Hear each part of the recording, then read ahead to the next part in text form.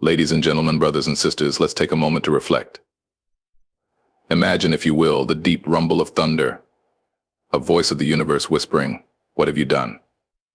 When we look around, it feels as though we've forgotten the sacred bonds that connect us to each other, to the earth, and to the divine.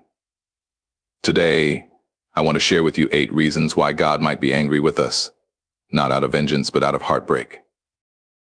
First, we've turned our backs on kindness. In a world filled with opportunity to lift each other up, we've chosen selfishness and division. We've let hate seep into the cracks where love was meant to grow. How must it feel for the Creator to watch us treat His greatest creation, each other, with cruelty? Second, we've disrespected the gift of this earth. This planet is a masterpiece, painted with every shade of beauty, yet we poison its rivers, scar its forests, and act as though it is ours to squander. Have we forgotten that the earth was entrusted to us to nurture, not to destroy? Third, we've allowed greed to rule our hearts. Wealth, power, and possessions have become the idols of our time. We chase gold and glory, while forgetting the real treasures: faith, love, and humility. God sees this, and I imagine His disappointment runs deep. Fourth, we've turned a blind eye to the suffering of others. It's not that we lack the resources to help, it's that we lack the will. The cries of the hungry, the homeless, and the oppressed are a melody of sorrow that must echo in the heavens. Fifth, we've ignored the call for justice. Too often we stand by as injustice takes root and spreads. Whether out of fear, apathy, or complacency, our silence is deafening. And God, the ultimate judge, surely feels the weight of our inaction. Sixth, we've neglected the sanctity of truth. Lies have become currency, traded freely in our conversations, our media, and even in our leaders' words. Truth is a cornerstone of faith, yet we've chipped away at it, leaving cracks that weaken the foundation of our moral compass. Seventh, we've lost the art of gratitude. Instead of thanking God for the blessings we've been given, we've taken them for granted. We live in abundance but act as though it is never enough. Imagine a parent giving their child everything they could ever need, only to be met with ingratitude. That must be how God feels. Finally, we've abandoned our connection to the divine. In the hustle and bustle of life, we drifted away from prayer, from reflection, from that quiet moment of communion with God. We've let the noise of the world drown out the whispers of His love. But let me tell you this, my friends, God's anger is not eternal. It is not a wrath meant to destroy, but a fire meant to purify. It is the righteous indignation of a Creator who longs for His creation to return to the path of righteousness. The question is, are we willing to listen? The time is now to mend what is broken, to heal what is hurt, and to reconnect with the divine. Let us move forward, not in fear of God's anger, but in awe of His love. For it is never too late to change, never too late to make amends, and never too late to seek forgiveness. And when we do, I believe the heavens will smile once more. Kindness is the thread that binds humanity together, the quiet strength that turns strangers into neighbors and neighbors into friends. Yet, somewhere along the way, we've let that thread unravel. We've chosen sharp words over gentle ones, judgment over understanding, and indifference over care. Imagine the Creator watching His children, each uniquely crafted, filled with potential to bring light into the world, choosing instead to dim that light with cruelty and neglect. How must it feel to see a world where people walk past someone in need, eyes averted, hearts closed? To witness moments where love could have flourished but was choked by the weeds of hate and division. Kindness isn't just an act, it's a divine commandment etched into the essence of who we are meant to be. When we turn away from kindness, we turn away from our purpose. It's not about grand gestures or accolades, it's in the small, unseen moments: a smile to a weary soul, a helping hand extended without expectation, a word of encouragement when someone feels unseen.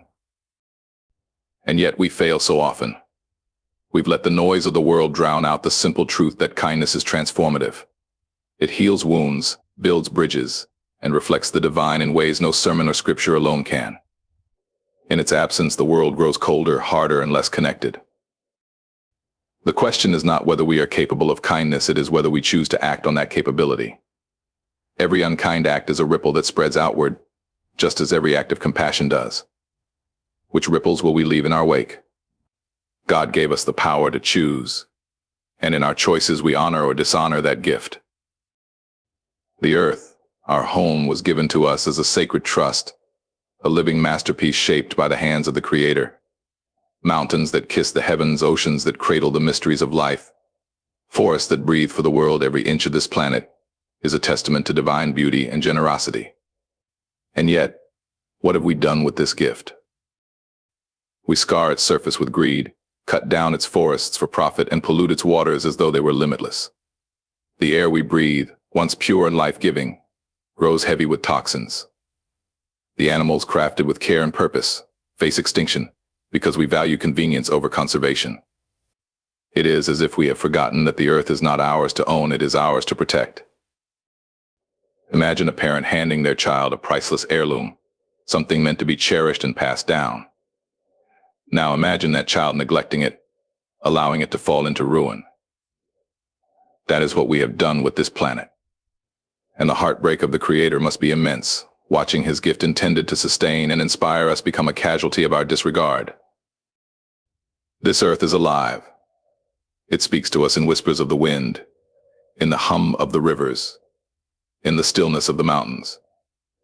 But lately its voice has grown louder. Storms rage with fury. The seas rise in protest and the land cracks under the weight of our misuse. These are warnings, cries for help from a creation that was never meant to be treated so carelessly. To disrespect the earth is to disrespect its Creator. We are not separate from this world, we are a part of it, bound by a sacred responsibility to care for it. When we harm it, we harm ourselves and future generations. But there is still time to change, to nurture what remains, and to rebuild what we've lost. Let us remember that the earth is not just a resource, it is a reflection of divine love, and it is pleading with us to honor it once more. Greed is a shadow that has crept into the hearts of humanity, twisting what was meant to be shared into something hoarded. It drives us to covet more than we need, to place material wealth above the treasures of the spirit. What was once meant to unite us, a shared abundance of blessings, now divides us, creating walls where there should be bridges. We chase after gold and glory, convinced that our worth lies in what we own rather than who we are. The irony is, the more we gather, the emptier we feel. The accumulation of wealth becomes an endless pursuit, a hunger that cannot be satisfied. And as we pile riches high, we forget the cost. Who suffers when greed takes root? The poor, the vulnerable, the earth itself, all bear the burden of our insatiable desire for more. Imagine the Creator, who gave us a world of abundance, watching as we exploit and compete, rather than share and uplift. The hands meant to give have become fists, clutching tightly to what was never truly ours to keep. How must it feel to see His children turn away from the richness of love, faith, and humility, trading it for the fleeting comfort of possessions? Greed doesn't just harm the individual, it poisons entire societies. It feeds corruption, inequality, and conflict. It blinds us to the suffering of others because we are too busy guarding our own treasures. And in this blindness, we lose sight of what truly matters: relationships, compassion, and the eternal riches that cannot be measured by silver and gold. But the grip of greed is not unbreakable. We can choose a different path, one of generosity, of recognizing that what we have is not just for us, but for the good of all. True wealth lies not in what we own, but in what we give. When we let go of greed, we make room for gratitude. And in gratitude, we rediscover the joy of living as we were meant to, as stewards of blessings, not hoarders of them. There is a quiet pain in ignoring the suffering of others, a heaviness that seeps into the soul when we turn a blind eye to those in need. Across the world, there are cries soft and unyielding from the hungry, the homeless, and the oppressed. These cries are not just sounds, they are echoes of hearts broken, of dreams deferred, of lives longing for dignity. And yet, so often we choose not to hear them. We walk past those who suffer, telling ourselves it is not our burden to bear. We scroll through images of despair on our screens and feel a fleeting pang of sorrow, only to move on with our day, untouched and unchanged. But the Creator sees what we refuse to see. He feels what we refuse to feel. And it must grieve Him deeply to watch us turn our backs on the very people we were meant to care for. The truth is, to ignore suffering is to betray our humanity. It is a rejection of the divine spark within us, the part of us designed to reach out, to lift up, to restore. When we fail to acknowledge another's pain, we distance ourselves not only from them, but from the Creator who made us all in His image. The suffering of others is not a distant problem, it is a shared responsibility.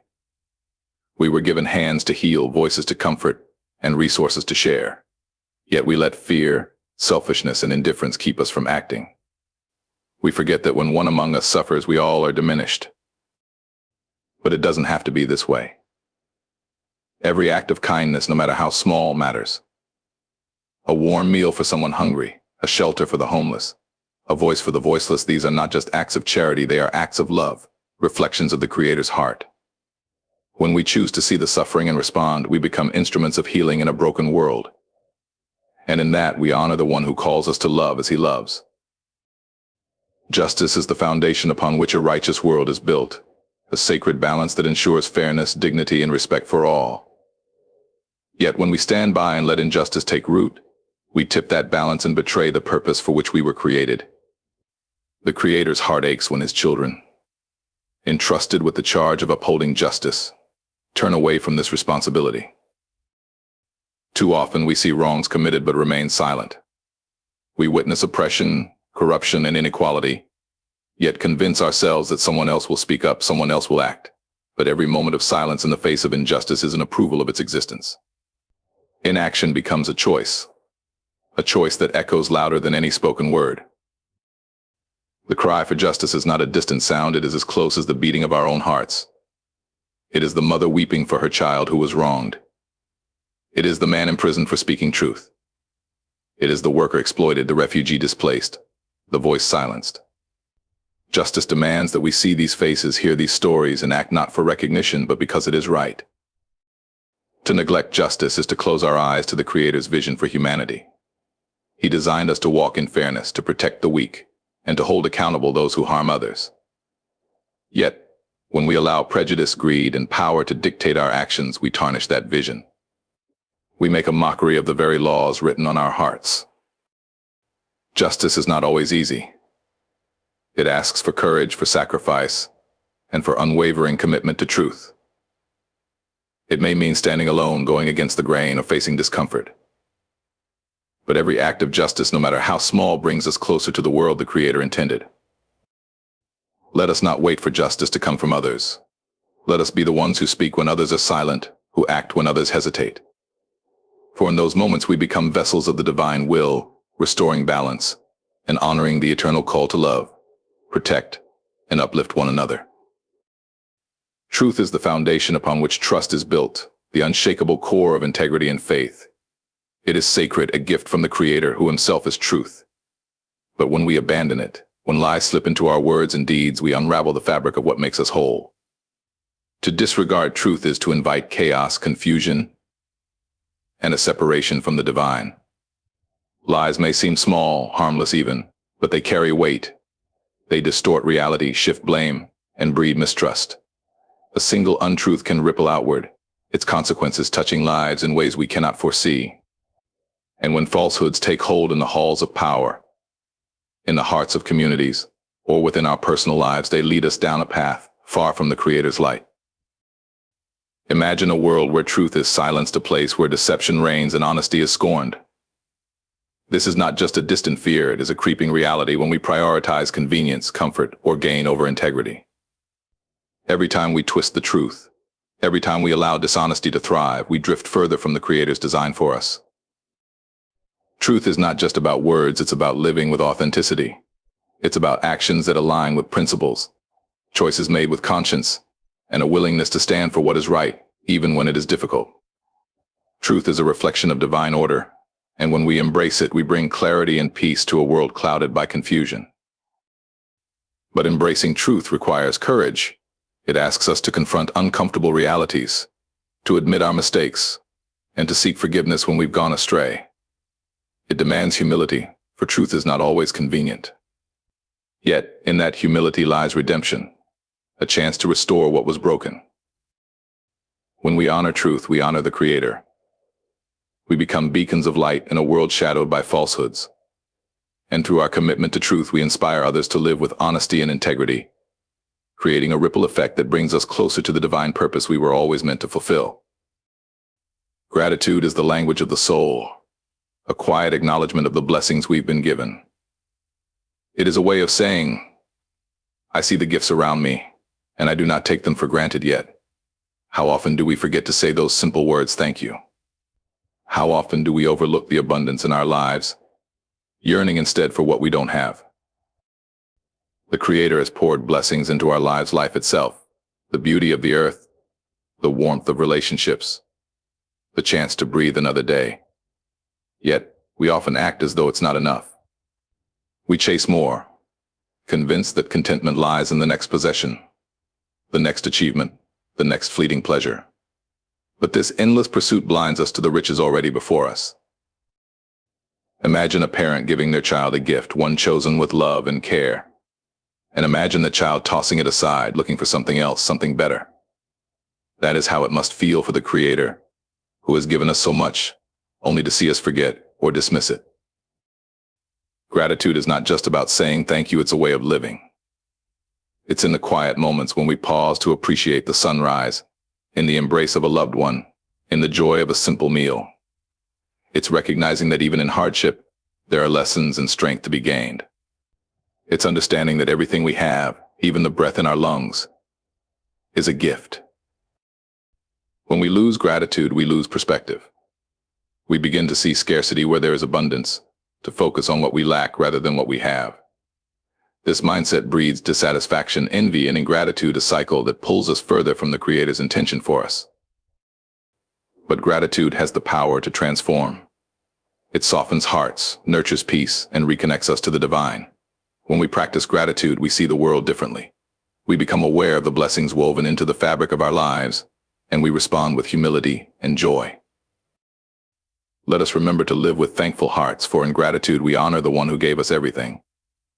And in doing so, we find contentment not in what we acquire, but in the beauty of what we already have. In a world filled with noise, distractions, and endless demands, we've gradually drifted away from the divine connection that was meant to sustain us. The sacred practice of prayer, reflection, and communion with the Creator has become a forgotten art, a casualty of the modern rush. We've allowed the clamor of our lives to drown out the quiet whispers of the Spirit, the moments when we were meant to stop, listen, and reconnect. It's not that we no longer believe, it's that we've become too busy, too preoccupied with the trivial, to pause and reflect on what truly matters. We have lost sight of the sacred space where we are meant to be still, to listen, and to realign our hearts with the divine will. Our minds race from task to task, from one responsibility to the next, leaving no room for that sacred time of introspection. Imagine a child once close to a parent, now growing distant because they are too caught up in the noise of the world. The parent calls out, but the child doesn't hear, distracted by everything around them. That is how it must feel to the Creator, watching His children drift further from the connection they were meant to cherish. Prayer and reflection are not just rituals, they are lifelines. They are the moments when we ground ourselves, when we remember our purpose, and when we allow the divine to fill the emptiness we often try to fill with worldly pursuits. In prayer, we seek guidance, and in reflection, we gain wisdom. Without these practices, we are like ships adrift on a vast ocean, with no clear course or anchor to keep us grounded. The world will always demand our attention, and the distractions will always be there. But we must be the ones to decide how much space we give to them. If we do not intentionally make room for the divine, we will find ourselves spiritually malnourished. And in that hunger, we seek answers in all the wrong places, looking for fulfillment where it cannot be found. The divine is always present, always waiting for us to turn our hearts toward it. But the choice to seek that connection lies with us. We must carve out the time, quiet the noise, and open ourselves to the stillness that allows us to hear the voice of the Creator. When we reconnect, we are reminded of who we truly are, of the divine purpose that courses through our veins. And in that moment, we realize that no matter how far we've wandered, we are never too lost to return. The Creator's love is always there, waiting, and all it takes is the willingness to pause, reflect, and seek that sacred communion once more.